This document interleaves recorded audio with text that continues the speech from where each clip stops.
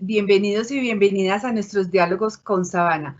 Hoy sin sonido en nuestro video, pero bueno, estaban las imágenes. Recuerden que Diálogos con Sabana es un espacio en el que se reflexiona sobre temas de organización, trabajo y comunicación, organizado por nuestros posgrados de la Facultad de Comunicación, la especialización en Gerencia de la Comunicación Organizacional y la maestría en Comunicación Estratégica de la Universidad de La Sabana. En la actualidad, el mundo está confinado en una serie de emociones y acciones que nos han descolocado como humanidad. El entorno volátil, incierto, complejo y ambiguo nos ha desafiado a salirnos de nuestras zonas cotidianas, a las que denominamos normales, y llegan otras maneras de vivir.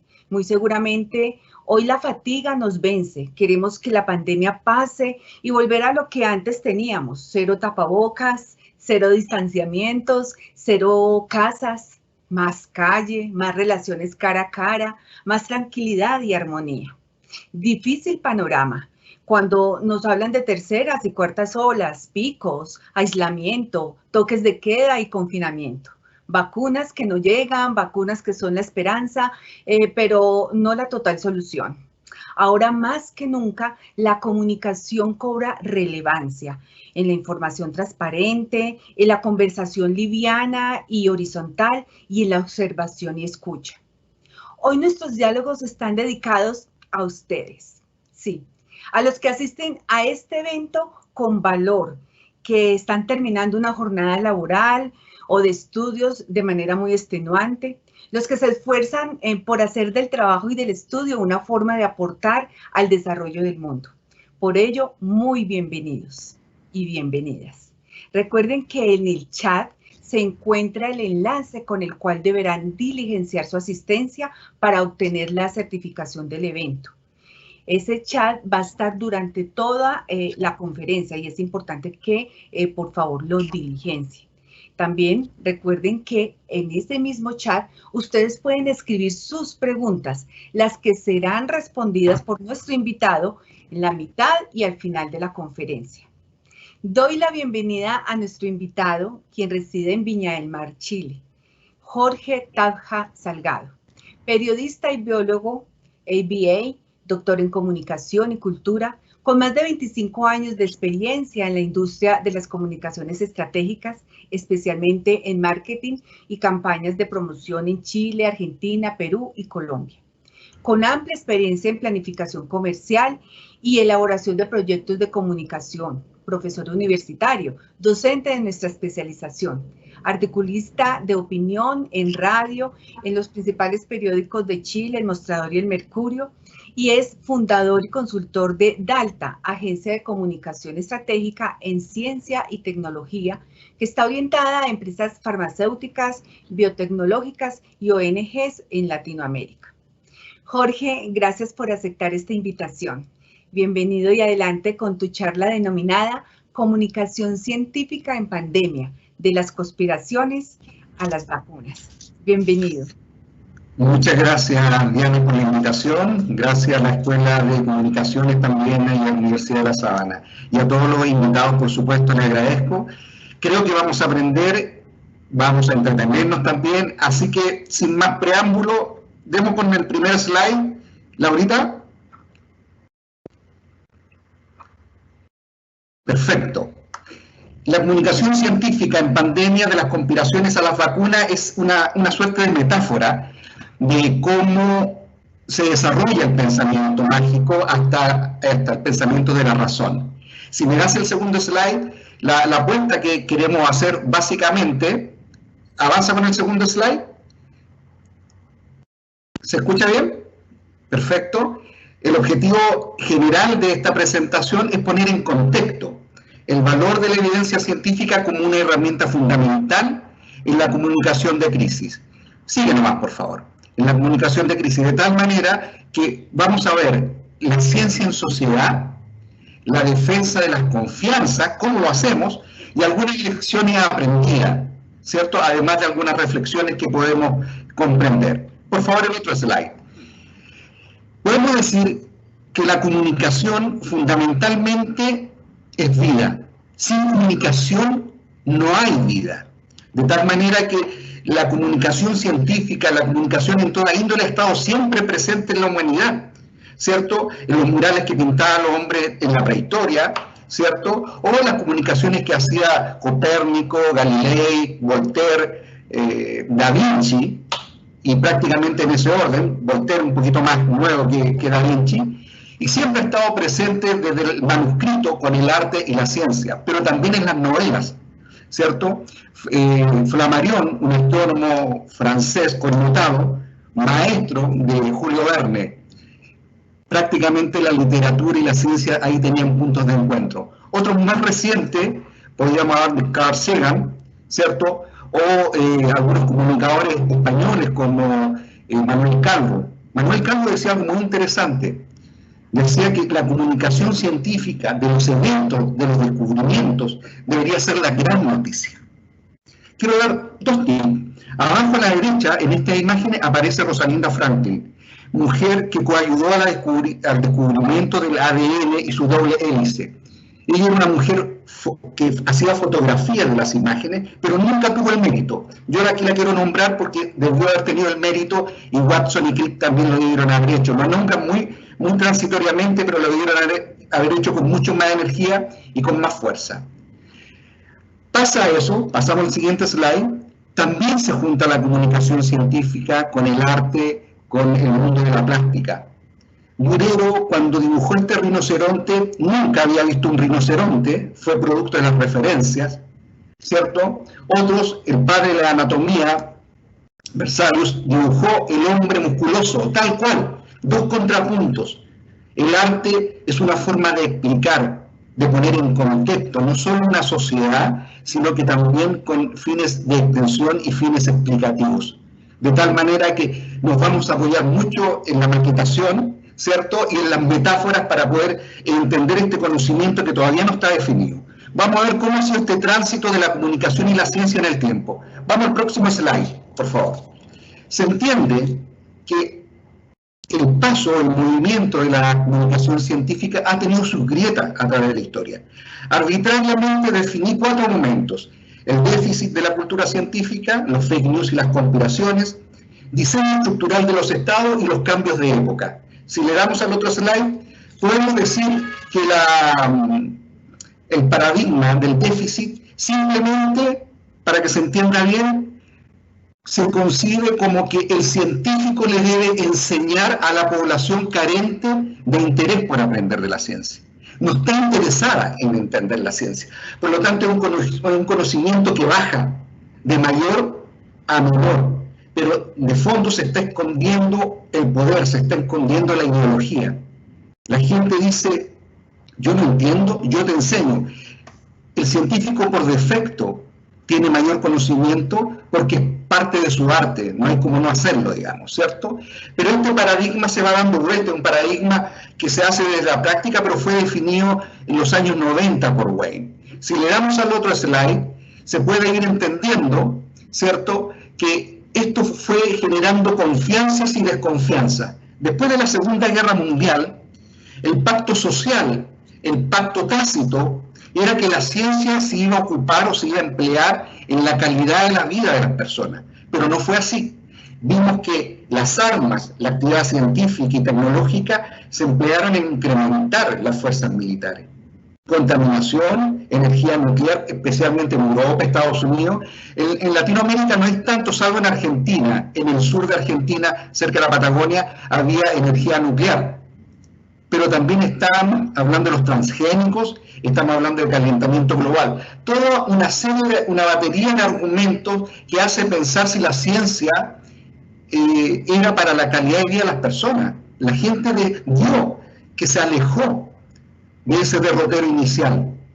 Piensen ustedes, Estados Unidos invierte en ciencia un billón con B de borde, de burro.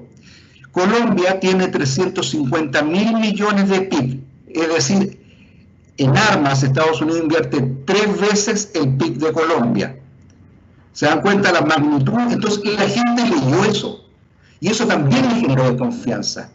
Ahora, el científico decía, yo te enseño, ahora la gente dice, yo desconfío de ti. Pasemos al otro slide. Siempre en esta desconfianza también se fue incrementando por una suerte de mercantilización, por una suerte de la exigencia. Este es un mundo que probablemente algunos no conozcan. Los científicos, cuando sacan publicaciones científicas, tienen que pagar. Las editoriales cobran. La mayoría de estas revistas famosas, Nature, Science, Immunology, British Medical Journal, todas esas revistas cobran por publicar tus propias investigaciones. En los últimos 55 años, PubMed, que son publicaciones médicas, tiene más de 3.000 papers rechazados por falsificaciones o plagio. Los Open Access, que son publicaciones abiertas, pero como son la mayoría, tienen un 33% que admiten las personas que han copiado o que han plagiado o que tienen un carácter indeterminado. De lo que va del siglo XXI, en los últimos 20 años prácticamente se han incrementado en 200 veces los rechazos. Este es el mundo editorial que ustedes probablemente, los que no están involucrados o no han empatizado con estos temas, uno tiene que lidiar con estas prácticas. Tal vez liberarlo lo hace diferente. Vamos a otro slide, por favor. Aquí un ejemplo de cómo el plagio y la falsificación, que también queda en el reservorio cultural de las personas cuando se falsifica información. Esto que parece un cuadro de óleo son las citas de los trabajos, por ejemplo, del coronavirus en los últimos 30 años. El coronavirus no apareció solamente ahora, tiene un par de décadas, ¿cierto? Hay varias familias de coronavirus. Entonces, lo que quiere mostrar este slide es cómo el conocimiento se va filtrando en pediatría, en bioquímica, microbiología, en química orgánica. Cuando yo cito un trabajo, se mezclan los conocimientos, no hay conocimientos puros, se van juntando. Por lo tanto, cuando se falsifica un dato, ¿cierto? Cuando se hacen montajes, hago un plagio o cometo un error deliberado, no estoy dañando solo un trabajo, estoy dañando una cadena de trabajos, ¿cierto? Por favor, démosle al próximo slide. Entonces, si ustedes se fijan, toda esta cadena de plagios, de mentira, si el científico en algún momento es capaz de hacerlo, con el respeto que se guardan todas las publicaciones de alta calidad y que son abiertamente un aporte al conocimiento. Pero esto también se va metiendo en el circuito de las redes sociales y de la comunicación global de los medios de comunicaciones. Esta publicación salió, que hizo la OPS en marzo del año pasado, y dijo, en los últimos 30 días se publicaron 360 millones de videos del coronavirus, más de 19.000 publicaciones, 550 millones de títulos en un mes, solo en un mes. Hay algunos modelos de rastreo, uno de los países que más duros, como le dicen, o noticias falsas, fue España. En Latinoamérica fue Argentina, fue Ecuador, más abajito estaba Chile, estaba Colombia, ¿cierto? Este exceso de información era la otra pandemia que estábamos viviendo, conocida como infodemia. La infodemia también inhibía adoptar medidas correctas. Si le damos al siguiente slide, nos podemos dar cuenta que aparecieron con mayor fuerza los fake news, las conspiraciones. Simplemente me quiero detener en los fake news. Los fake news es como la Caperucita Roja o el lobo. Se viste de abuelita, habla como abuelita, duerme como una abuelita, pero lo cierto es que tiene los dientes de la mentira y la desinformación. Eso es un fake news.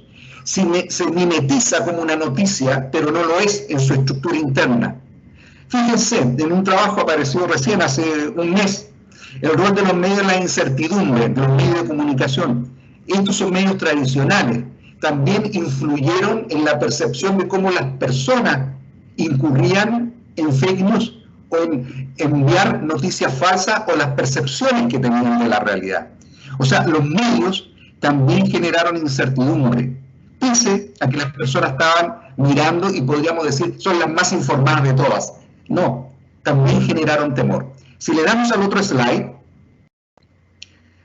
este es un slide, es una construcción que se publicó hace poco tiempo, tiene el siguiente valor. Cuando ustedes mandan WhatsApp, se meten al Facebook, al Twitter, Instagram, ustedes habitualmente lo hacen con sus iguales. ¿cierto? Con su cámara de eco. Todos los cuadritos en rojo son la cámara de eco. Es lo que tienen ustedes en su celular. Esa es su cámara de eco. Está el novio, la novia, el amigo, el compañero, el pana. Están todos ellos que ustedes le dan un valor. Sin embargo, hay sistemas paralelos que recogen esta información y que saben de esta información, ¿cierto? Y ahí empiezan a operar los algoritmos. Entonces, por favor, no diga que las jugueras escuchan, que el televisor me escucha. Es porque leyeron la interacción que usted hace con el mail, con el WhatsApp, con el Facebook. Eso es lo que hace esos algoritmos que están dando vuelta. Se ha peleado mucho por los sistemas de regulación que deberían estar regulados los algoritmos, porque es una olla que nadie sabe cómo opera. En el marketing comunicacional se emplean mucho estos algoritmos para saber a quiénes debe llegar cierta información. Habitualmente los fake news están amarrados a instituciones ideológicas, políticas y económicas. Los medios de comunicación tradicionales están un poco más alejados, pero yo creo que hoy día habría que cuestionar si eso es tan cierto. Entonces tiran información falsa porque saben que saben lo que piensa y saben lo que opinan. Y usted cae y pisa el anzuelo. ¿Cuál es el mensaje de este slide? Que cuando quiere información, quiera tener una mirada más abierta, salga de su cámara de eco, salga de su metro cuadrado de comodidad y mire fuera, porque ahí no todos le van a decir que sí. Por favor, vamos al otro slide. Aquí hay un experimento que hizo Bosworthy en el famoso MIT en el 2018, muy interesante. Lo único que dice es que las mentiras se mueven más rápido que la verdad. Cuando una verdad se mueve 1000 veces, la mentira se mueve entre 1000 y 100.000 veces. ¿Y cuáles son los temas más predilectos? Política, leyendas urbanas, filosofía, negocio, terrorismo, ciencia y tecnología más abajo. Es muy interesante porque la política y las leyendas urbanas te sitúan en un punto común, en lugares comunes, con rostros comunes. Puedo opinar, soy parte de ese espacio común. Vamos al otro slide. Cuando queremos saber por qué o cuáles son algunas motivaciones, miren, paradójicamente son las emociones. Y fundamentalmente quienes canalizan estos Twitter o estos Facebook a través de esta red social es el miedo, la sorpresa, el asco. No así la verdad. ¿Por qué? Porque parece que la verdad es aburrida, tristeza, anticipación, alegría. Hay investigaciones del 2015 que dan cuenta que una persona enojada, enfadada, es capaz de tuitear o mandar más información falsa que está reposado. Es interesante porque ya no es solo una cosa de la racionalidad. Cuando nos estresamos aumentan las hormonas, por ejemplo el cortisol, que en muchos casos nos hace tomar decisiones erradas por el enojo, ¿cierto? Vamos con el otro slide. Hay un experimento muy interesante que apareció también en el 2020, que los fake news se mueven igual que los virus, tienen el mismo patrón de desplazamiento, pero la mentira es más rápida. Yo en este minuto podría tuitear algo a la India y va a llegar más rápido que el virus XYZ. Por lo tanto, los autores que aparecieron en la revista Nature Physics señalan que más interesante que tal vez la velocidad o la mentira en esencia, era conocer cuáles son las relaciones, cuáles son los vínculos que se tienen con quien se comparte la verdad o la mentira. Es muy interesante porque le da un valor cualitativo a la cámara de eco. Probablemente compartir información con el jefe que con un amigo, con un pana, no es lo mismo y tal vez no está en la misma dimensión. Vamos al otro slide, por favor. Fíjense, si los fake news y las conspiraciones, ¿ustedes pueden creer que es solamente de ahora? Oye, la casa de brujas fue en 1690, en Salem, en Estados Unidos, ¿cierto? Se mataron muchas mujeres, caballos y perros endemoniados. Y nadie se preguntaba dónde estaba la escoba, la nariz largo, si volaban o echaban maleficios. Las invasiones, cuando Orson Welles hizo el famoso correlato de George Orwell, La Guerra de los Mundos. La gente pensó que la estaban invadiendo, pero un detalle, estaban en Segunda Guerra Mundial en 1938 y eran las vísperas de la Noche de Bruja. O sea, hay un contexto que te hace pensar que podían venir los nazis. Esa era la aprehensión de la gente. O sea, no es solamente ignorancia cuando uno cree en una conspiración, como lo dice Arthur Miller. Yo no creo fundamentalmente lo que decía Arthur Miller, que es solo ignorancia. También hay un contexto sociológico. En el caso de la bruja, después se determinó por otra historia, por otro descubrimiento en la historiografía, que las chicas habían consumido hongos y alucinógenos porque algunas padecían de epilepsia. De alguna manera todo va teniendo su correlato. Otros después decían que era para quitar los terrenos, pero se instaló este juicio puritano, cristiano, ¿cierto?, europeo. Y en el caso del coronavirus no está alejado de esto. La síntesis del virus se hizo en un laboratorio, redes 5G. En España habían redes de 5G y la gente las echó abajo, porque se pensaba que iba a monitorear las conductas de las personas, o que Bill Gates iba a inyectar, no Bill Gates, por cierto, a través de una vacuna, un dispositivo, ¿cierto?, a la vena, con 5G. Se pueden inyectar dispositivos, los animales los usan, y hay unas aplicaciones muy modernas en estudios que Google también lo está aplicando. Pero eso es como extremar la explicación, pero tiene su razón. Por lo tanto, no es un fenómeno de ahora. De hecho, si ustedes leyeron algunos diarios, Argentina decían que no pudo conseguir la vacuna de Pfizer porque Pfizer estaba solicitando bloques de hielo de la Patagonia.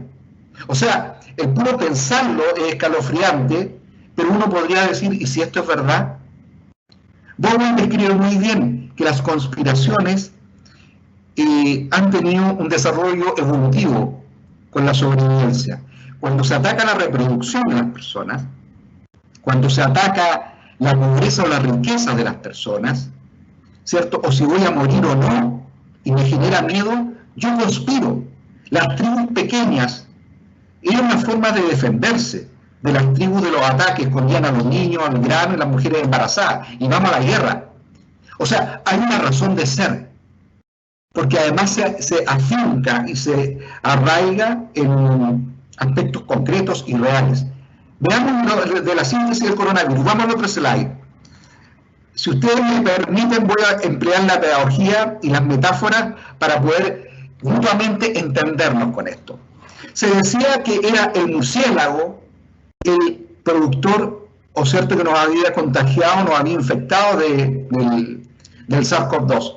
Puede ser. Los científicos buscaron en los murciélagos la presencia del SARS-CoV-2, porque los murciélagos son reservorios naturales de muchos virus y bacterias.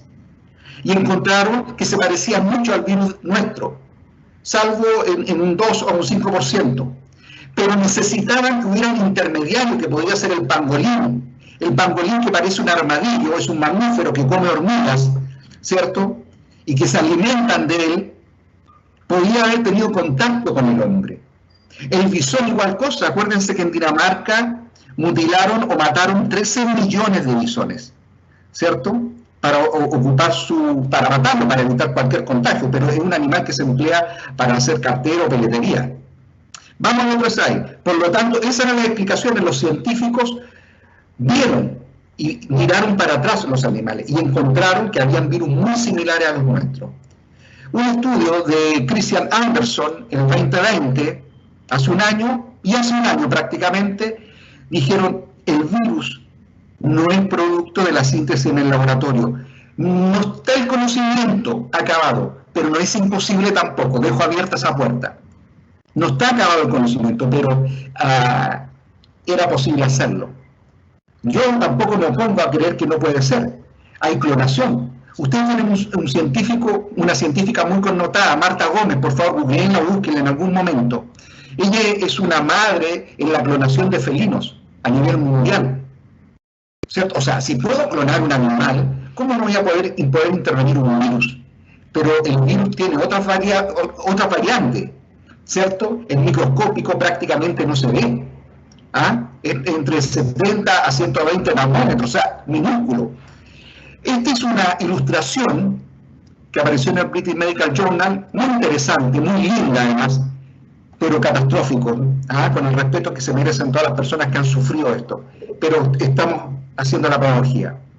Tiene la corona, que son proteínas.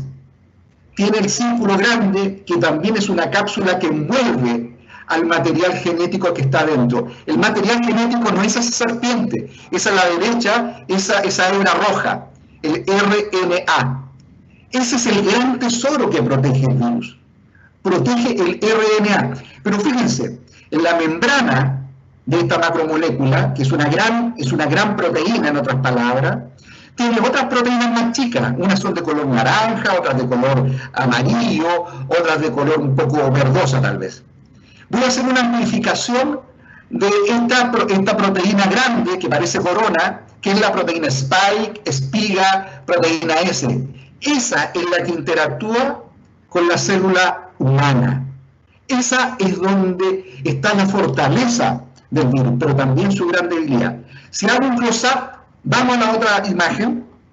Si hago un close-up de esa imagen, este es un montaje artesanal que yo hice para poder explicarlo a ustedes, pero lo tomé por parte. Hay un esquema muy interesante que hace Ansebe, y lo hace con movimiento, y es muy ilustrativo.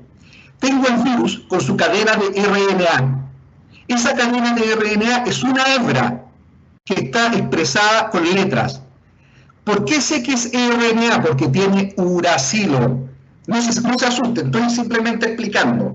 El DNA no tiene uracilo, el RNA sí tiene uracilo.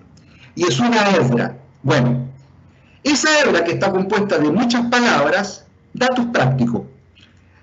La cantidad de nucleótidos o de letras que tiene el virus es equivalente a 4 páginas del diario El Espectador, a 4 páginas del diario El Mercurio. Estamos hablando aproximadamente de 30.000 caracteres hacia el lado. Pero hay 12 letras que están más abajito, CSU, CGG, CGG, GCA, que es la mutación y que otros virus no la tienen, pero el SARS-CoV-2 sí la tiene. ¿Y qué es lo que hace? Hace que emplee, y aquí empleo metáfora, emplee mejor la maquinaria que tiene la célula, porque el virus se reproduce, necesita una célula viva para reproducirse. Y esta mutación hace que el virus emplee mejor la pieza para dormir, ve televisión, escucha música, va a la cocina, come, se sienta al sillón, emplea mejor los recursos de la célula. Ahí está la proteína que, como una flor con 3 pétalos, que se mueve, cambia de configuración, la proteína se mueve, cambia de configuración cuando se va a conectar con la célula humana, se tiene que abrir el pétalo. Igual como al lado sale este hombre, esta quimera, con cuerpo de hombre y con cabeza de flor mutante, con colmillos, el Demogorgon, sale en Netflix, salen las historietas de terror. Primero me agarro y después, igual que una llave, imprimo la llave, meto fuerza y giro. Los virus y las moléculas, cuando interactúan, cuando tienen cerebro, todo lo que hacen está comandado por el material genético. Todo está comandado por una orden y se ordenan por proteínas y por receptores. Entonces, para que cuando les pregunten, no, es que hay 12 nucleótidos que hacen la diferencia. Y esa diferencia se transformó en una proteína porque así utiliza mejor los recursos de la célula. Vamos al otro slide que va a dejar esto diáfano, transparente, absoluto. Cuando entra el virus a la célula es como el caballo de Troya. Una vez que está dentro de la célula, saca todo el armamento y lo invade. Saca cuchillos, saca lanzas, saca a los hombres que se toman la torre. Eso es lo que hace el virus. Entra, pero engaña armoniosamente a la célula para que le abran la puerta. Y si vamos al otro slide, ¿se puede? Eso. Ahí está más que claro. Fíjense, al lado izquierda está el SARS-CoV-1, ¿cierto? Al lado derecho el SARS-CoV-2. Y hay unos Pac-Man. Fíjense que el Pac-Man rojo en el SARS-CoV-2, la mutación que les señalaba adelante permite que actúe el Pac-Man. permite que actúe el Pac-Man, cosa que el SARS-CoV-1 no lo tiene.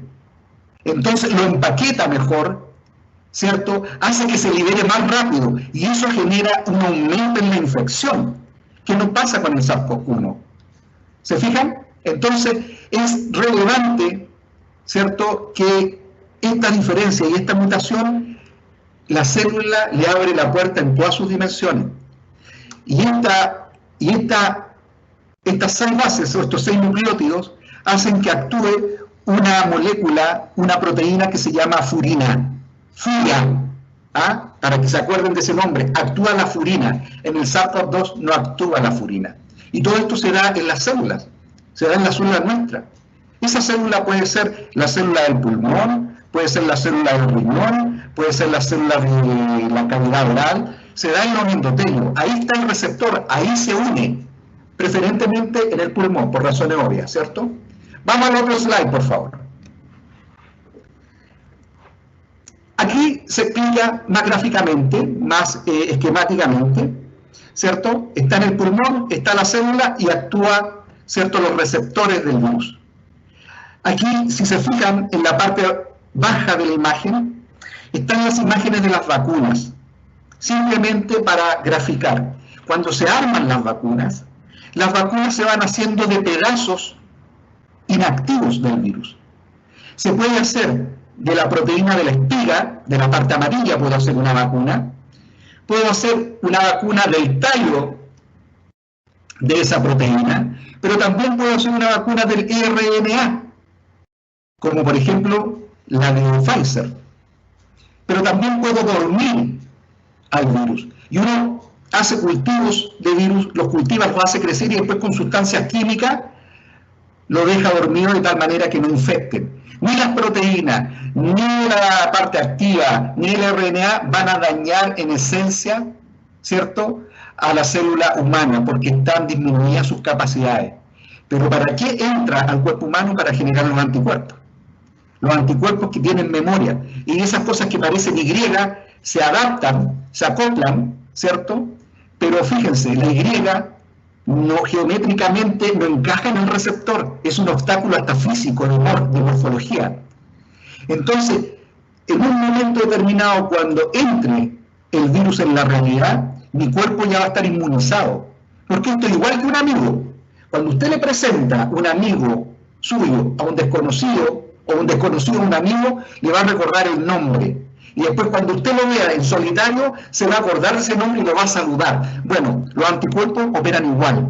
La memoria va a hacer que lo recuerde y lo van a atacar y lo van a anular. Pero abren también otros campos de aplicación, como la aplicación potencial que pueden ser bloquear receptores.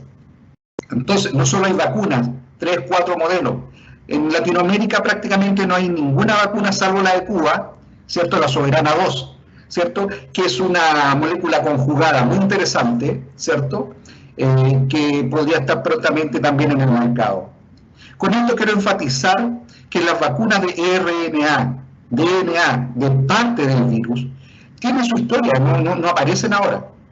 Y también ahí se dice, oye, ¿qué nos están metiendo a través del RNA? El RNA en condiciones normales no afecta al DNA, no se encuentran, porque el DNA está en el núcleo. El DNA está nadando en la célula, en el citoplasma, está entre medio, no se encuentran en general. Entonces, algunos dicen que esta puede ser terapia génica. Hoy día creo que nadie puede estar en condiciones de un conocimiento que todavía no está establecido. Está en desarrollo, está en búsqueda, de tal manera que no es un caso para poder todavía alarmarse, digamos, ¿cierto? Ok. Démosle otro slide, por favor. Fíjense. Teniendo el conocimiento del virus, ¿cierto?, que tiene 12 nucleótidos que alteran, yo me pregunto entonces si era tan potente la variable, ¿por qué los estados hemos actuado de manera tan irregular? Los que mejor han tenido comportamiento, bueno, claro está Nueva Zelanda, Vietnam, Tailandia, Australia, lo están viendo. Y un país pobre de África, Ruanda en el 94 estaba en una guerra civil, ¿cierto?, de genocidio, donde 2 tribus, ¿cierto?, prácticamente estaban peleando por el poder. Y a la derecha tenemos los países con peor comportamiento. Lamento decir, amigos de Colombia, que tanto ustedes como nosotros hemos tenido pésimo comportamiento. Peor aún fue Brasil, México, Colombia, Estados Unidos, Bolivia, etc. Y Chile, en los últimos días. Y esto tenía que ver, no quiero ser frívolo, pero con el número de muertes, con los contagios, cada 1000 personas, cada 1 millón, fueron haciendo parámetros estadísticos para poder comparar peras con peras. Este fue un estudio que apareció en enero de este año, que lo hizo el estudio Lowy en Sydney, Australia, ¿cierto? Se publicó y lo hicieron bajo varios parámetros. Si vemos el otro slide, se dieron cuenta que no era necesario que fuera un gobierno democrático, o que fuera un gobierno autoritario. Prácticamente todos tuvieron el mismo comportamiento. Al principio hubo diferencias después de 36 semanas, pero después todos tuvieron comportamientos similares. Entonces los que hicieron el estudio se dieron cuenta que la educación tampoco estaba influyendo, ni siquiera el PIB, la riqueza. Ellos creen y apuestan que podía ser el tamaño del país. Nueva Zelanda tiene 5 millones de habitantes, buen comportamiento. En Latinoamérica, Uruguay también tiene un buen comportamiento, que con suerte son 4 millones de habitantes. Es decir, en los países más pequeños era más fácil tener un manejo. Hay que ser justo también, pero hay que darle los méritos. Vamos al otro slide. Entonces, en este contexto de información, en este contexto de antecedentes, ¿cierto?, aparecieron las grandes epidemias ideológicas, noticias falsas, racismo, teorías conspirativas.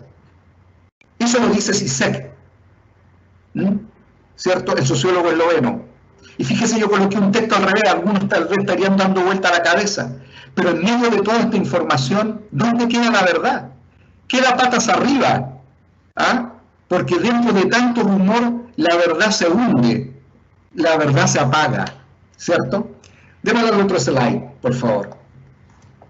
Entonces, podemos estar conviviendo con el riesgo en una sociedad con pandemia o sin pandemia. Ulrich Beck ya no hablaba de una sociedad del riesgo, ¿cierto? No hablaba que había que administrar los males, no los bienes, los males. Incendios, cambio climático, aumento de la temperatura, globalización, no como un bien, ¿cierto? Zygmunt Bauman no habla de las sociedades líquidas como en contraposición de las sociedades sólidas, donde la realidad se nos va entre las manos, pero también aparece la posverdad, con los fake news y las pseudo-verdades. Y usted entonces, ¿en qué creer? Cuesta creer. Vamos a otro slide. ¿A qué le podemos creer? ¿Cierto? Si vivimos un momento de incertidumbre y complejidad, ¿cierto?, está el paradigma de esta sociedad veloz, donde prácticamente ya no hay conexión social, vivimos en el individualismo absoluto. Se desconecta la sociedad, ¿cierto?, y empezamos a vivir nuestra propia libertad. No tenemos a qué aferrarnos. Si le damos al otro slide, se explica mucho mejor. Estamos diciendo que si queremos vivir la libertad es porque estamos desarmando el grupo. Cuando hablamos de familia, hablamos de lo sólido. Hablamos del trabajo, que voy a estar aquí, como dicen los japoneses, el resto de mi vida, ¿cierto? Entonces aparecen los escenarios relativos, los escenarios posibles. Noam Chomsky, a mí me dice algo muy interesante. El Estado ha ido perdiendo el sentido de lo público. El Estado ha ido jibarizándose en pos de espacios de neoliberalismo, de fundaciones, de corporaciones. Si bien el Estado pertenecen las personas, ¿cierto? Si bien en el Estado está la institución, está el gobierno, está la violencia y el poder, si yo soy parte del Estado como un habitante y me despojan, yo no le creo a las instituciones. No le creo, por más que me digan, no, porque ya no pertenezco, no me recoge, no me cobija. No estoy queriendo que sea mi papá, pero ya no me responde, me desalojó, me dejó vacío. Y eso genera riesgo, el riesgo como un evento posible. Creo que esto sintetiza un poco esta historia del tránsito ¿cierto?, de las creencias, de la ciencia, de las conspiraciones, ¿cierto?, y cuándo entramos a los riesgos que se pueden transformar en crisis. Vamos al próximo slide, por favor. Y aquí si alguien quiere preguntar, Diana, ¿hay alguna consulta en el chat o algo que podamos amplificar o compartir tal vez? Sí, en este momento ya tenemos 3 preguntas y me gustaría, porque ya, digamos, para que vamos también entonces avanzando, te las voy a entregar.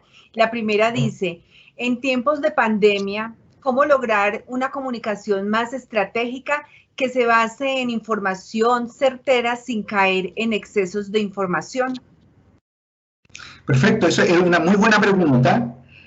Un elemento central, que lo vamos a ir viendo, es hacerse revisar por la evidencia científica. Hay que hacer un buen manejo de los medios de comunicación, ¿cierto? Y manejar la evidencia y tener timing, ¿cierto?, de manejo con los medios de comunicación, de tal manera que nuestra presencia también en los medios sea en forma pausada, regular, pero que no sature. La evidencia científica, la evidencia de Big Data es relevante para poder proveerse de información inteligente y hacer uso de esa información. ¿Alguna otra? Sí, otras 2 más. La segunda es, ¿hay alguna forma de erradicar las mentiras o la aceptación y credulidad de las mismas, teniendo en cuenta que el miedo es una sensación o sentimiento intrínseco al ser humano? Qué buena pregunta, porque yo las tengo, ahí la van a ver que no se las tenía. Sí, yo creo que hay diversas formas. Una de ellas es incrementando la cultura. La cultura es un valor democrático que favorece el acto de reflexión y de crítica. Pero si yo también abro la información a la ciudadanía, es una ciudadanía más empoderada, tal cual en la plaza pública de los griegos romanos, ¿cierto?, donde debatíamos y lo hacíamos de frente. Pero es raro, porque un Estado que no esté cobijando a la ciudadanía, ¿qué servicio le va a dar a la ciudadanía? Ahí está la paradoja, la contradicción. En forma concreta, tal vez toda la información debería tener la posibilidad de medir los grados de verdad, abrir las fuentes de datos hacia la ciudadanía, liberar los datos, que no sean producto del manejo del especialista. La tercera. Sí, y la tercera es bien completa. Yo creo que va a empatar con lo que continúas tú en tu conferencia, y dice, el gran meollo siempre será lograr la articulación entre comunicadores y científicos para un acceso oportuno y fiel a la información por parte de la población. ¿Cuál sería su recomendación de cara a conseguir la aproximación entre estos profesionales? ¿Qué rol debemos jugar las universidades con ello, particularmente las especializaciones y maestrías en el área de la comunicación en las organizaciones? Muy buena pregunta y compleja de responder. Primero, hay que ver a los científicos como unos profesionales que complementan la labor del periodista. El científico defiende su ethos, el periodista defiende también su propio entorno, y cada uno tiene los celos, pero exige dar un salto adicional donde yo como periodista coloco en contexto la información. Yo no tengo que replicar lo que escribe el científico, primero porque tal vez no tenga el conocimiento para hacerlo con la misma calidad ni la profundidad, pero sí puedo colocarla o instalarla en un contexto social, en un contexto de ver las desventajas, a quiénes afecta, quiénes son los actores que están comprometidos como poder, cómo afecta al ciudadano común en su economía o en su esperanza de vida. Yo le doy ese valor, una mirada que probablemente el científico no tiene. Entonces, es un trabajo complementario, y armarse de equipos de trabajo y armarse de redes de trabajo también. Sigamos con el próximo slide. Sí, ¿o quieres otra pregunta? Hay otras preguntas, pero las hacemos al final. ¿Listo? Mira, aquí eran preguntas para su reflexión, si alguien las quería chatear. Justo, ¿qué medidas prácticas o reales hubiera adoptado usted para disminuir la presencia de las noticias falsas y de conspiraciones en la población? Pregunta concreta. Si usted, en un mundo imaginario, si fuera asesor comunicacional del presidente Duque o del presidente Piñera, ¿qué les hubiera aconsejado como imperativo para hacer una comunicación de crisis efectiva? ¿Cuáles hubieran sido esos consejos como asesor comunicacional? Una tercera pregunta para la reflexión es, ¿considera que los medios de comunicación han sido coherentes con las exigencias sociales de una crisis global? Y finalmente, ¿cómo incide la reputación del presidente y del éxito de su conducción de la crisis? No la respondan inmediatamente, simplemente reflexionenla con su propio presidente, porque en Chile también tenemos nuestras propias historias con el presidente Piñera y la conducción de esta pandemia. Vamos al próximo slide, por favor. Entonces, como decíamos delante, antes de las preguntas, estamos en el riesgo. Del riesgo a la crisis hay un paso, ¿cierto? Y esa crisis tiene que ver con la confianza. Y aquí es cuando empiezo a juntar la comunicación de la crisis. Tiene que ver con la reputación. La reputación es ese imaginario. Si me das el próximo slide, ¿cierto? Es ese imaginario que yo creo que puede ser. La crisis no queda otra que cuando llega y rompe y hay pérdida de valor, ¿cierto? Y la crisis se expresa en mentiras, se expresa en corrupción, se expresa en desastre, pero la crisis no llega sola, ¿cierto? Llega con avisos. Un gran error del manejo de las pandemias o de esta pandemia es porque actuamos tarde. La gente no lo creía porque no le dolía nada o no lo estaba viendo. Natural, no estoy haciendo un juicio de valor. Después de un año uno puede mirar, ¿cierto? Actuamos tarde, ¿cierto? Actuamos descoordinados. No creímos en los test PCR, ¿cierto? Y una población, ¿cierto?, divergente, que no tenía acceso a la salud universal. Y cuando te quedabas sin trabajo, ya no ibas a la salud privada, ibas a la salud pública, donde probablemente te podías morir, ¿cierto? Vamos al otro slide. Fíjense, las crisis no avanzan de manera uniforme. Primero hay un estado que avisa, está latente. Hay un estado emergente y un estado visible, cada una más aguda que el momento anterior. La visibilidad es cuando ya nos agarramos a los combos, vamos a las demandas, se hace público en los canales de televisión. Chile está viviendo una crisis muy profunda, no solo en lo sanitario, también en lo político, ¿cierto? Y hay desprestigio, hay desconfianza. Y hubo un estado latente que se avisó, que fue hace más de un año, en un gran levantamiento que fue en octubre, pero que venía arrastrándose mucho antes. Y nadie actuó. Las autoridades políticas no actuaron. Después se agudizó, ¿cierto?, con la crisis sanitaria. Entonces, las crisis tienen una trayectoria que van avisando. La crisis no aparece inmediatamente, salvo algunas naturales que sí podrían ser como un temblor, pero hoy día un temblor se podría predecir con un par de segundos antes. ¿Ah? O la explosión de un volcán. Vamos al otro slide, por favor. Entonces, ¿qué pide la ciudadanía cuando estamos en la crisis? En la incertidumbre y en la complejidad. Si le damos al otro slide, está pidiendo que haya participación, transparencia, un nuevo trato. Eso es lo que yo pido hoy día. Puedo pedir muchas cosas más. Puedo pedir ética, puedo pedir un Estado más benefactor, puedo pedir menos corrupción, etc. Pero en la práctica estoy pidiendo un nuevo trato, porque estamos en una condición de urgencia, ¿cierto? Vamos al otro slide. Fíjense que para poder actuar en este nuevo trato, ¿cierto?, durante la crisis, le doy al otro slide, yo tengo que manejar algunas variables. Una de ellas, como les decía adelante, es gestionar la reputación. La reputación puede tener un par de excepciones, que es un valor intangible, ¿cierto?, que yo le doy a algo, a alguien. La RAE dice que es lo que se opina con respecto a, pero la reputación puede ser también lo que yo pienso, lo que yo recuerdo, el honor, la credibilidad.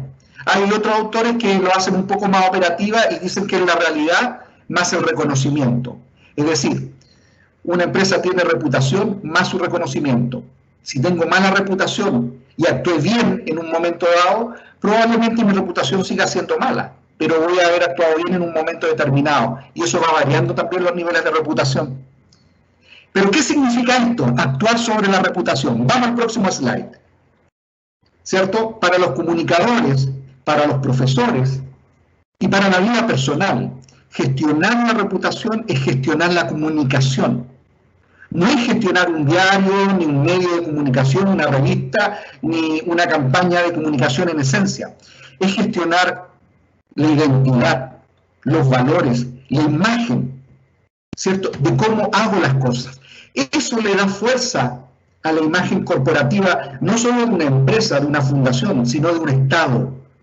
Pregúntense si el presidente Duque o el presidente Piñera gestionaron la reputación, la identidad y los valores tan disímiles en Latinoamérica. Si le hablaron a cada uno o a las culturas distintas que subyacen en nuestros países. Eso es muy relevante, porque no somos todos iguales. Vamos al próximo slide. Entonces, cuando yo gestiono la reputación en forma simbólica, estoy hablando quién lo dice, quién lo hace, para quién va, cómo lo hago. La comunicación integra y multiplica y trabaja con esos valores intangibles. Por lo tanto, cuando el día de mañana le pregunten, bueno, ¿qué hace un comunicador?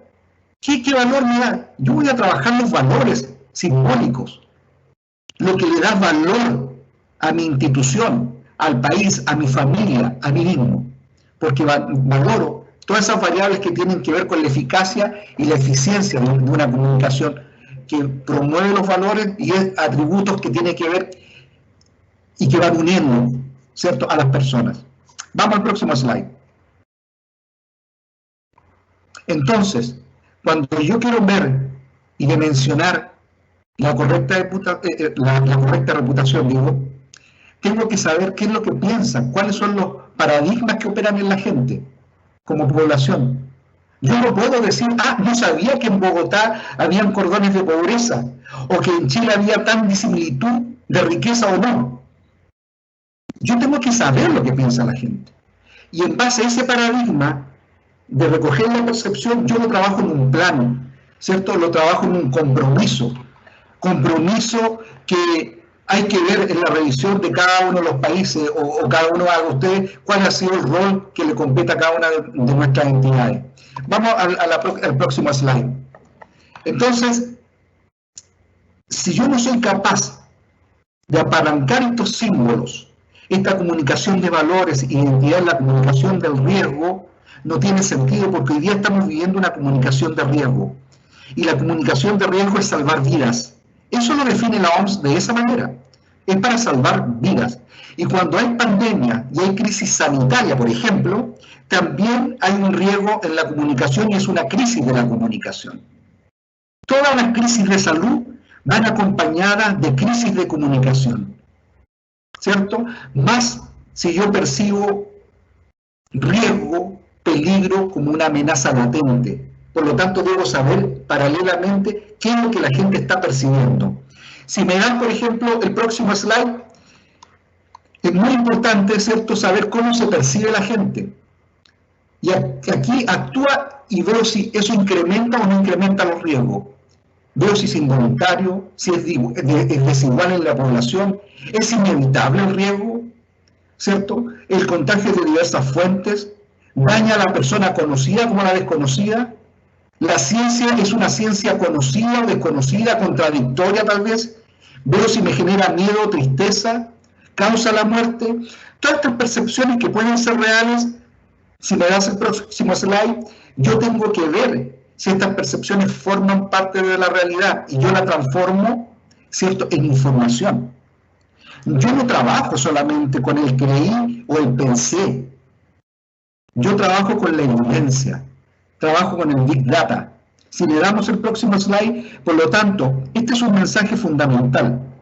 Cuando yo trabajo con los valores, ¿cierto?, con la identidad, con lo que yo creo que la gente cree de lo que cree, yo lo aterrizo con información. Y aquí es donde entra la evidencia científica. Esto yo lo cruzo con investigación, lo cruzo con fuentes, para darle valor a la percepción. Esa percepción que es tomada como idea, ¿cierto? Yo la debo aterrizar. Y temo que en muchos países latinoamericanos solamente trabajaron en hagamos una campaña y es para todos iguales. No importa si entendía o no el mensaje. No hubo investigación, no estuvimos acompañados, ¿cierto?, de un portafolio de urgencia. Si me das el próximo slide. Simplemente en este esquema, en la comunicación de crisis, yo defino mi área de crisis. Credibilidad sanitaria, políticas públicas deficientes, desorden social, listo. Son áreas de crisis. Pero yo también coloco una comunicación de riesgo y de crisis, donde voy a tener que explicar, ¿cierto? Voy a tener que colocar los tiempos, voy a tener que incluso manifestar las sanciones, porque es una comunicación de crisis, significa colocar un plan de medios para salvar las vidas. Pero también, como una tercera derivada en rojo, yo doy las soluciones. ¿Tengo que usar mascarilla? Sí. ¿Tengo que mantener la distancia física? También. Y tengo que poner la evidencia en contexto. Yo creo que ya no están los tiempos para que seamos recogidos y tratados como un rebaño. Hoy día la gente necesita y quiere explicaciones individuales o colectivas, pero las quiere. Vamos al próximo slide. Va quedando un poco menos ya. Quiero colocar un contrapunto con esta. Este es el índice de felicidad. No me gusta el nombre, pero sirve, porque lo que esconde. En este índice de felicidad se midió el PIB, la esperanza de vida, la generosidad, apoyo social, libertad, corrupción. Es casi lo mismo que hemos estado hablando. Y fíjense que el país teóricamente más feliz es Finlandia. Le sigue Dinamarca, Suiza, Islandia, más abajo Noruega, Holanda, Suecia. Prácticamente están todos los países nórdicos. Y por el lado derecho están los países más desdichados, que son prácticamente países africanos. Afganistán, por las guerras, ¿cierto? Lo hace un país complejo de vivir. Pero, ¿por qué se mata a la gente en Japón? Es un país industrializado. ¿Por qué en el Reino Unido y en Japón se desarrollaron el ministerio de la soledad? Es un nombre fatalmente malo, pero ocurre, porque somos seres que no hemos ido individualizando. Y estar en la soledad y matarse no es solo depresión, es vivir soledad. Entonces los apoyos sociales que tienen que ver con corrupción, libertad, generosidad, también están incidiendo en esta percepción de la realidad. Vamos al otro slide. En América del Sur, puse ahí una gráfica. Teóricamente, uno de los buenos países para vivir es Uruguay.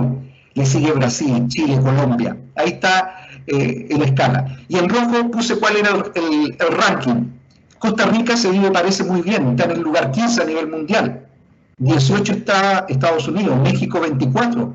Pero miren, México, Colombia, Brasil tenían pésimo comportamiento en la pandemia, pero tienen un grado de felicidad superior, por lo menos donde se ubican.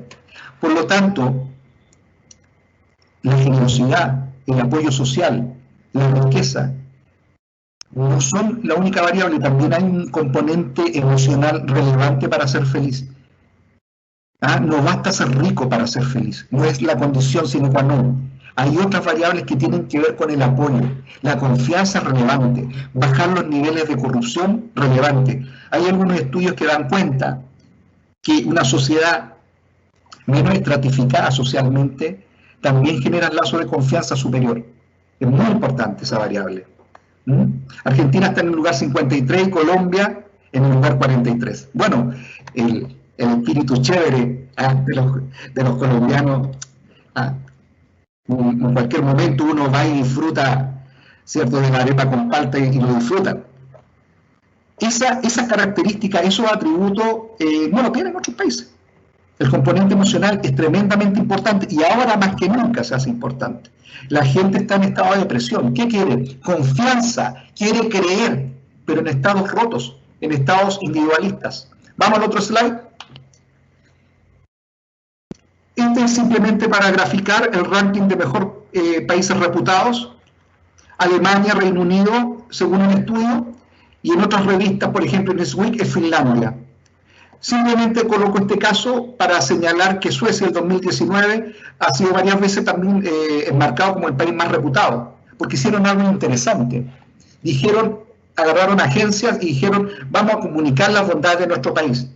Y ellos dijeron, somos el país más estable de la región, somos un país ordenado, no hay riesgo, no hay enfermedades, se puede venir a vacacionar porque tenemos bonitos paisajes. Convencieron a su ciudadanía para ser los primeros promotores de su país. Qué interesante. Podría parecer adoctrinamiento. Pero hoy día perdió ese ranking Suecia y ahora apareció Finlandia o Alemania. Demos al otro. Entonces es importante porque aquí ya vamos llegando a cuáles fueron las lecciones o cuáles son las lecciones aprendidas. Esto es una síntesis recogida de muchas fuentes bibliográficas, ¿cierto?, que han hecho también estudiosos del tema. Vamos con la otra.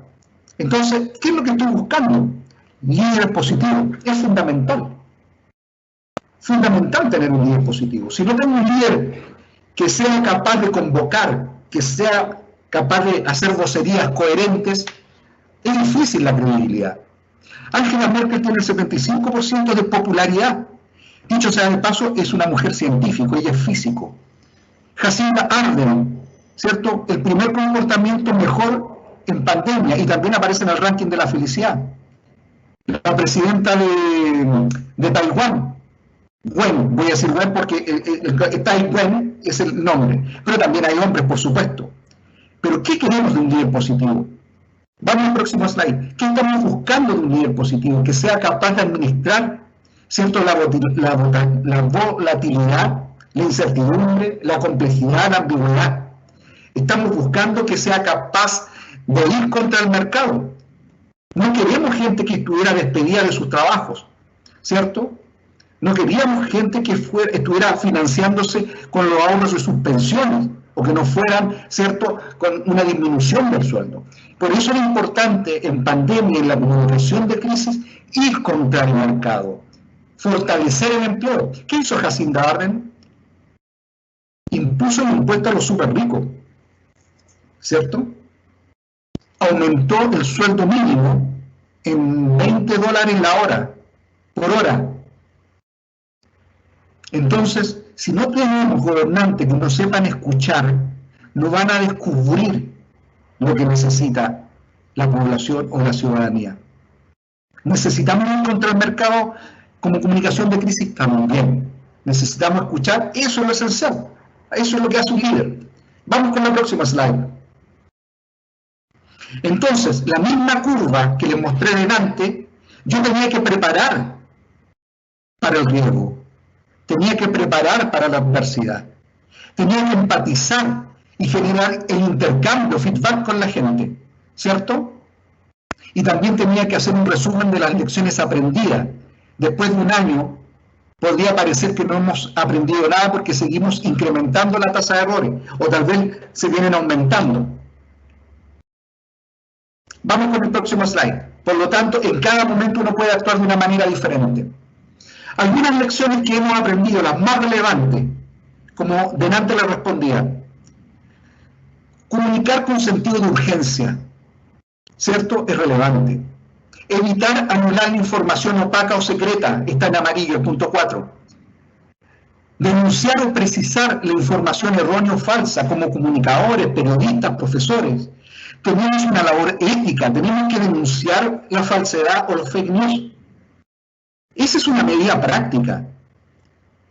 Yo corrijo el error. Informar los límites de la falta de evidencia. Armar lazos de vocerías con sociedades científicas y comunicadores. A veces no siempre el presidente es el mejor vocero, porque es el que está más desprestigiado. A veces necesito emplear un periodista, un científico, tal vez un actor. Necesito transmitir credibilidad, no protagonismo. Pero también tengo que mostrar empatía y respeto, sobre todo cuando hay muertes. Vamos con el otro slide, ¿cierto? Estamos acercándonos al final. Sin embargo, los destacados más relevantes para mí de este aprendizaje es que la ciencia, ¿cierto?, y la comunicación científica como comunicación amplía el horizonte de la cultura democrática, ¿cierto? Debe operar con la evidencia científica, pero no para que tú sepas cómo es un virus o cómo actúa el teorema de Pitágoras, sino que más bien el ecosistema científico. Cómo funciona el poder, cómo se relaciona, y ahí entran los periodistas y entran los comunicadores. Debo abrir la información y liberar los datos. Es urgente. Hoy día casi todos los editores de las revistas científicas están de acuerdo que hay que liberar los datos para que cualquiera los pueda ver. Probablemente muchos no los vayamos a entender, pero hay que liberarlos. Una segunda derivada es el Public Compliance. El Public Compliance es el compliance del Estado. Habitualmente se emplea solo, donde las estructuras arman, ¿cierto?, con sus equipos legales, cuáles son los rangos en que yo puedo comportarme en una empresa, en una corporación, en un Estado, con el marco jurídico. Si voy a cometer corrupción, tenerlo claro cuáles son los elementos de corrupción. Si voy a cometer actos éticos que sean sancionados. El Public Compliance es un concepto nuevo, ¿cierto?, que está orientado a fomentar la confianza, ¿cierto?, y hacer un cambio de estilo, porque debe ser sancionado. Quien se sale y hace negocios con la muerte, comprando respiradores que no se usan, arrendando salas que no son tales, ¿cierto?, o que se enriquece indebidamente, ¿cierto?, debe ser sancionado. Eso dice el compliance, a la luz del marco regulador actual. Por eso es importante la transparencia, porque fortalece la confianza. Y en el plan de comunicación, bueno, está orientado a salvar vidas, favorecer el intercambio a los futuros comunicadores, gerentes de área, favorezcan el intercambio con la ciudadanía. Y si yo hubiera tenido que tomar una medida, hubiera hecho todas las plataformas, ¿cierto?, para la crisis, con orientación organizada, ¿cierto?, con conceptos y mensajes. ¿Por qué no? Por favor, vamos al próximo slide y con esto ya voy terminando todo este momento. Slavoj Žižek, el sociólogo esloveno, señala que vamos a tener que construir sobre la desgracia que va a generar esta pandemia. Y que somos prácticamente un cuerpo más, un ser vivo más dentro de todos los otros seres vivos. No somos más especiales, somos un ser vivo más. En un estudio de la Science Veterinary de hace 3 semanas, señala que si yo invado, o más bien deforesto las zonas donde están los bosques, valga la redundancia, aparecen potenciales pandemias, porque yo muevo y altero la convivencia ecológica entre un ratón, una serpiente, un ave y con ello las bacterias. Cuando yo transformo los suelos en suelos agrícolas, altero la biodiversidad. ¿Se fijan? Es importante que cambiemos nuestro estilo de vida, porque según investigaciones hay más de 1.600.000 virus, de los cuales el 50% tiene potencial zoonótico de traspasarse a la especie humana.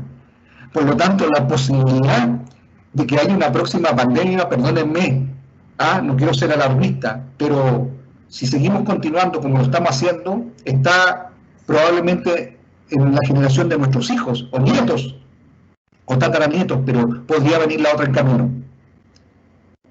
Entonces, vamos al próximo slide. Entonces, ¿quiénes son los culpables de esta pandemia? El pangolín. Miren, el pangolín se lo comen, ocupan las escamas para medicamentos, lo trafican y más encima es culpable. No lo creo. Es casi chistoso. Tenemos que hacer una pregunta con nuestro estilo de vida. Vamos al próximo slide. Bueno, muchas gracias. Esa era la presentación. Thank you. ¿Alguna pregunta? ¿Alguna duda? ¿Alguna reflexión? Sí, Diana. mira, realmente, Jorge, gracias. Hay muchas inquietudes y tenemos 11 minutos para responderlas. Entonces, veo que ya en Chile en este momento está de noche. Recordemos que el horario nuestro es distinto y ustedes ya llegaron están en otoño y estás así como en la penumbra. Bien, entonces te voy a dar para que sepas que tenemos apenas 12 minutos para la respuesta, porque tenemos varias preguntas. Entonces, Jorge, ¿cuáles son los medios, canales y recursos de la comunicación científica? Primera pregunta. Bueno, una herramienta central es ocupar el dato, la cifra, ponerla en un contexto, ¿cierto?, para poder comunicarla a la ciudadanía, pero en un contexto en que yo pueda entender. Yo tengo que bajar esa información, yo tengo que decodificarla, tengo que traducirla. le insisto a los colegas periodistas, no repliquen lo que hace el científico. Bájenla con sus propios conocimientos, pero verifíquenla. Verifíquenla. Porque también a veces la traducción o la decodificación no es comprendida por el científico y es más, le parece que es impreciso. Y es cuando el periodista empieza a ser tildado que no sabe, es impreciso e incorrecto lo que dice. Verifiquen y chequeen. Por eso es importante que cuando bajen la información sean capaces de pesquisar, verificar y cuestionarla. Bien. Otra pregunta y dice, ¿qué opinión tiene sobre la compra de vacunas por parte de los privados? Yo creo que es parte de la ciencia mercantilizada, una opinión personal a título de Jorge Tapja, ¿cierto? Donde muchos de las vacunas están haciendo su negocio. Este es el gran negocio para salvar vidas, sí, pero también era el gran negocio financiero, el gran negocio comercial. Hoy día no sabemos cuál es el desempeño y el upgrade de cada una de las vacunas. Lo vamos a saber cuando ya tengamos un poco de historia y se pueda establecer el conocimiento, ¿cierto?, de si fueron efectivas o no las vacunas. Yo pienso que si la compraron privados o no, va a depender del desempeño que tenga eso, porque si llega libremente al ciudadano, bienvenido. La gestionó un privado porque tal vez lo hizo más rápido, un Estado que no tenía las cuerdas para hacerlo. Pero si lo hizo para que algunos adquirieran la vacuna y otros no, porque no tenían cómo pagarlo, me parece nefasto. Bien, gracias. Otra pregunta, ¿cuál es el desafío de la comunicación científica cuando la pandemia abre las audiencias y los grupos de interés como derecho a conocer la verdad de los hechos? ¿Cómo debe ser la comunicación científica también dado el calentamiento global? Otro desafío. Yo creo que en la comunicación científica el desafío primero es que sea incorporada al sistema público, sea incorporada como parte de nuestra cultura. No debe ir separado cuando a veces aparecen en los diarios, ciencia, cultura y sociedad. La ciencia es cultura y forma parte de la sociedad, no es un anexo. Entonces, la idea es que baje esta información no solo en los medios de comunicación, sino que también a nivel escolar, para pensar en el ecosistema científico, no necesariamente de una actividad científica específica, sino pensar de manera crítica. Ese es el valor que le da la evidencia científica a los ciudadanos. Y dice otra pregunta, ¿cómo manejar una reputación fiable con la situación actual de las noticias falsas y además de la infoxicación? Interesante pregunta. Creo que las respuestas tan simples no se pueden dar en una receta, pero creo que hay que hacer un acto de honestidad, conocer cuáles son los límites, ¿cierto? Tener una visión crítica. Pienso que los países latinoamericanos tienen una pésima reputación en la conducción. Pensemos en Brasil, Bolsonaro con crisis política, con la renuncia de los militares, ¿cierto? Argentina, uno ve imágenes y prácticamente la gente no se cuida. En Chile ha tenido también complicaciones muy severas. Colombia tampoco lo ha hecho mal, digamos, porque todavía no tiene una vacunación importante o seria en la población.